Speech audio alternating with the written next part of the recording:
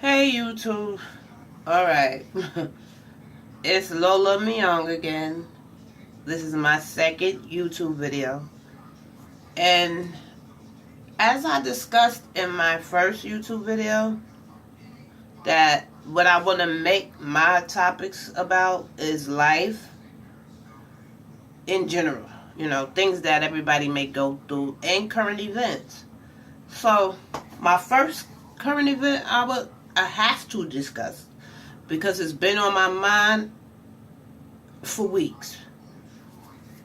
And this topic would have to be the horrific murder of Junior. You know, when this happened, I was just trolling YouTube and just watching and seeing what's going on. But as I got more in depth of the situation and what really happened, it's sickening. It hurts me to my heart. I have never cried as much as I have about this case. I'm from New York. I'm not from the Bronx, but I currently live in Connecticut. But I'm from New York, but this kid's death was senseless. Gang members. And what really gets me about it is that how it all unfolded. We seen it unfold on the news, on YouTube, everywhere. This kid was running for his life. Okay? He ran into this bodega in the Bronx where the mother clearly stated the owner knew her child. Junior had grew up on that block. Okay? So he runs in there looking for help. The owner, shuns him off and tries to get him out, whatever. The gang members get him, drag him outside, and murder him. Okay. Maybe the owner couldn't help that. Maybe the gang members overpowered the owners and he had no choice but to let Junior go. Okay, all right, I understand. I don't understand that, but whatever. Okay, so what about the second time Junior ran in that bodega bleeding from his artery, from his neck? And I seen that owner point that boy out the store. A young boy, go that way. He pointing. Go to the hospital. You see a child running your store bleeding from his neck, you gonna tell him to go outside? It was 3 men working in that store that night. They could have took Junior and picked him up and walked him to the hospital. I don't get it. I'm sure that owner is a father, a grandfather, or somebody. He looked old enough to be a father or a grandfather. So why, when Junior came in the second time, you could not lock those doors and pick him up and take him to the hospital? You gonna point this kid to the hospital? I don't get it. I get very angry because I'm a parent. And as another grown adult, to do a kid that way, I would never get it. And one thing I pray for is that these gangsters or whatever they claim to be don't slip through the cracks and they walk free. I know they're not going to walk free, but they need to suffer. Sorry, I'm an eye for an eye type of chick.